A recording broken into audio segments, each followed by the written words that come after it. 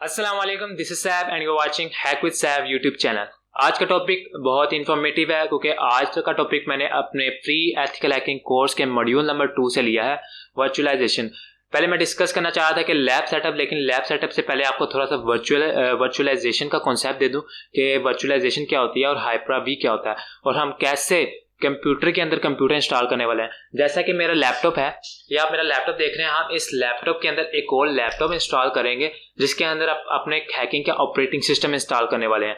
आपको यकीन नहीं आ रहा होगा, लेकिन ये पॉसिबल है। तो आइए चलिए वीडियो करते हैं स्टार्ट।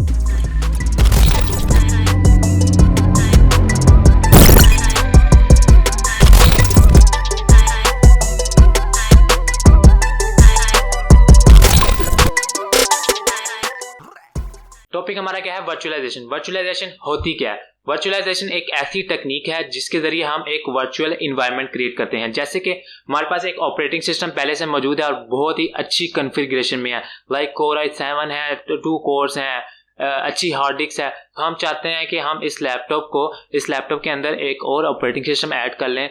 जैसे कि मुझे काली लिनक्स भी इस्तेमाल करना है, मुझे विंडोज़ भी इस्तेमाल करनी है, तो हम वर्चुअलाइजेशन का कॉन्सेप्ट इस्तेमाल करते हैं। अभी आपको बिल्कुल समझ नहीं है, मुझे बिल्कुल पता है। तो आइए चलिए स्लाइड की तरफ, स्लाइड से आपको मैं ज़रा समझाने की कोशिश करता हूँ कि वर्चुअलाइजेशन होती क्या है। चलिए, वर्चुअलाइजेशन एक ऐसी टेक्निक है जो अलाउ करती है एक वर्चुअल इन्वायरमेंट को।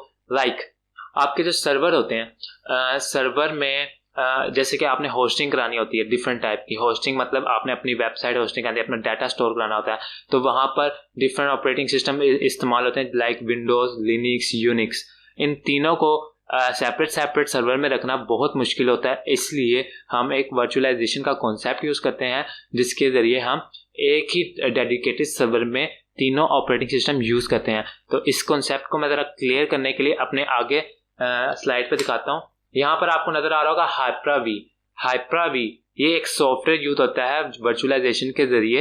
एक सॉफ्टवेयर इस्तेमाल होता है जो कि आपके जो ऑपरेटिंग सिस्टम है उसके पार्ट्स क्रिएट कर देता है। लाइक अगर आपका ऑपरेटिंग सिस्टम 500 GB का है तो आप उसके 3 पार्ट्स क्रिएट कर सकते हैं। लाइक जैसे आपको इमेज में नजर आ रहा है कि यहाँ पर सबसे पहले एक आपके पास नॉर्मल हार्डवेयर है। जैसे कि मैंने आपको अपना ये लैपटॉप दिखाया, आपके पास एक ये लैपटॉप है, आप इसका इस्तेमाल करते हैं हाइपर वी के लिए। हाइपर वी एक सॉफ्टवेयर है जिसको यूज़ करेंगे आप, और ये आपके सिस्टम को डिवाइड कर देगा 2 सिस्टम में। मतलब आपकी जो रैम है उसको भी डिवाइड कर देगा, आपकी जो हार्ड डिस्क है उसको भी डिवाइड कर देगा। अगर आपकी रैम 6 GB है तो 3 GB एक ऑपरेटिंग सिस्टम को दे देगा और 3 GB दूसरे ऑपरेटिंग सिस्टम को दे देगा, जिसके जरिए आप एट अ टाइम अपने लैपटॉप में डिफरेंट ऑपरेटिंग सिस्टम इस्तेमाल कर सकते हैं। और इसी टेक्निक का यूज़ करते हुए हम अपने हैकिंग लैब सेटअप को सेटअप करेंगे।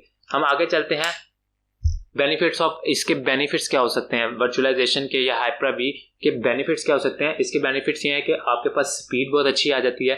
अगर आप डेडिकेटेड सर्वर के बजाय, मतलब डिफरेंट हार्डवेयर का यूज़ करने के बजाय एक ही हार्डवेयर में दोनों ऑपरेटिंग सिस्टम यूज़ करते हैं, तो आपका at a time work, like आपने विंडोज़ में भी काम करना है, लिनक्स में भी काम करना है, मैक में भी काम करना है, तो आप एट अ टाइम एक ही वक्त में तीनों में काम कर सकते हैं एक ही ऑपरेटिंग सिस्टम को यूज़ करते हुए। जिसकी इमेज आपको वीडियो में अभी इसमें वीडियो में दिखाता रहा हूँ कि आपको नज़र आ रहा होगा कि ये एक ही वक्त में, लाइक ये वो भी खुला हुआ है, लिनक्स भी, और एक ही वक्त में विंडोज़ भी चल रही है। आपको इमेज वीडियो में नज़र आ रही होगी, ठीक है।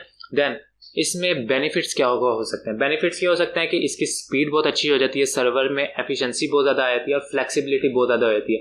अगर आप सर्वर्स की बात करें, सर्वर्स में क्या होता है कि जो डोमेन रजिस्टर होती हैं, जो वेबसाइट्स और डाटा रजिस्टर होता है, तो उसके लिए हमें अगर हम विंडोज़, एक हमारे पास सर्वर है जो कि विंडोज़ का है और एक हमारे पास सर्वर है जो कि लिनक्स का है, दोनों के लिए हमें कॉस्ट भी चाहिए होती है, हार्डवेयर भी चाहिए होता है, मेंटेनेंस भी चाहिए होती है, तो ये हमारे लिए बहुत एक्सपेंसिव हो जाता है।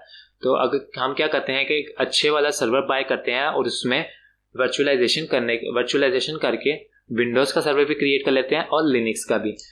अगले स्लाइड में देखें, अगले स्लाइड में आपको नज़र आ रहा होगा वो यूज़ वर्चुअलाइजेशन कि ये अगर हम वर्चुअलाइजेशन करते हैं तो ये हमारे स्पेस को भी कम कर लेता है, सेव एनर्जी भी कर लेता है और मेंटेनेंस का खर्चा भी कम हो जाता है।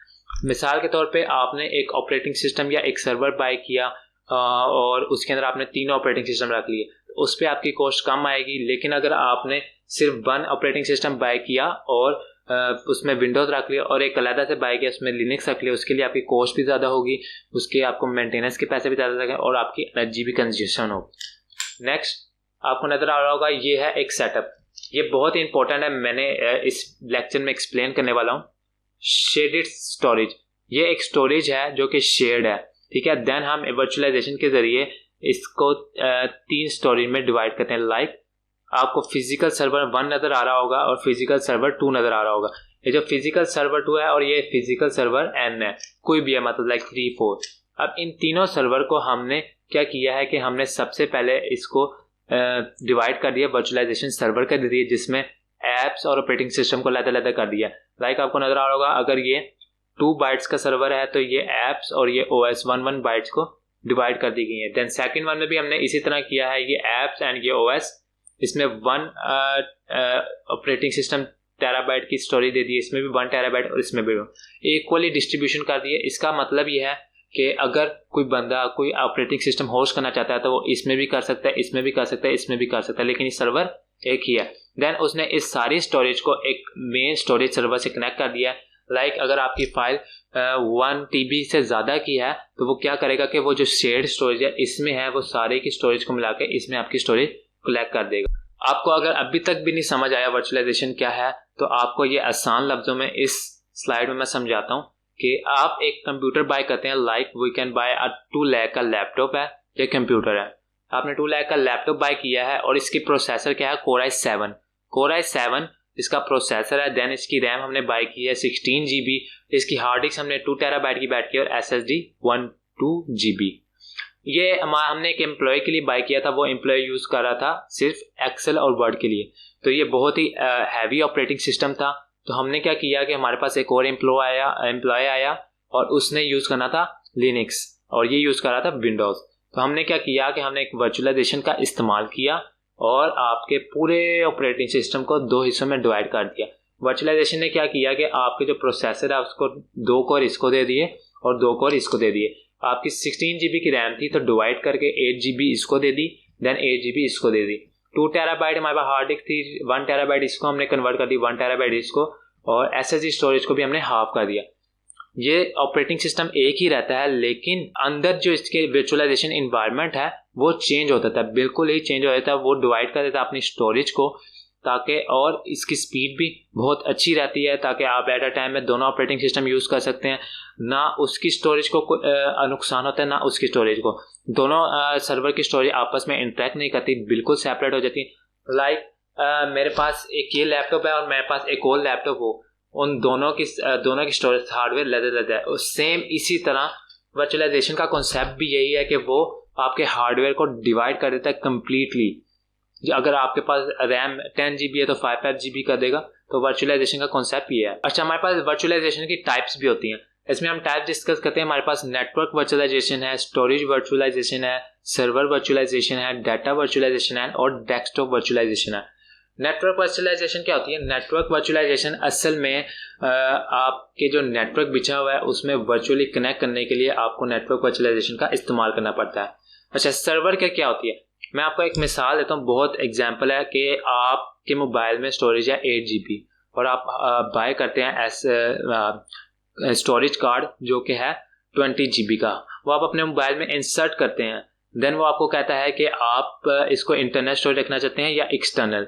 अगर आप इसको इंटरनल करते हैं तो वो आपके मोबाइल की टोटल स्टोरेज इंक्रीज करके 28 GB या 30 GB कर देगा। अब मुझे आप ये बताएं कि अगर आपके पास आपके जो मोबाइल की स्टोरेज है वो 8 GB है और आपके पास जो एक्सटर्नल का आपके जो कार्ड की स्टोरेज है वो है 20 GB, और अगर आपके पास फाइल आ जाए 25 GB की, तो क्या आपके मोबाइल में वो स्टोर होगी? Answer is yes. क्योंकि आपने जो अपना एक्सटर्नल कार्ड था उसको एज अ इंटरनल स्टोरेज में कन्वर्ट कर दिया। लेकिन अगर आप उसको एज अ एक्सटर्नल स्टोरेज में कन्वर्ट करते तो वो जो आपकी फाइल थी 25 GB की, वो कभी भी आपके फ़ोन में इंसर्ट ना होती। तो ये एक वर्चुअलाइजेशन के जरिए अमल हुआ है। उसने क्या किया है कि आपकी जो दोनों स्टोरेज हैं उनको वर्चुअली आपस में कनेक्ट कर दिया है, इसलिए वो दोनों आपस में 25 GB क्रिएट होके 28 GB बन गई हैं। देन हमारे पास नेक्स्ट वर्चुअलाइजेशन, हमारा टॉपिक बिल्कुल कंप्लीट हो चुका है। और नेक्स्ट वीडियो में हम लिनक्स को इंट्रोडक्शन देखेंगे और उससे नेक्स्ट वीडियो में हम अपने लैब सेटअप को सेटअप करेंगे। अभी के लिए अल्लाह हाफिज़, अस्सलाम वालेकुम।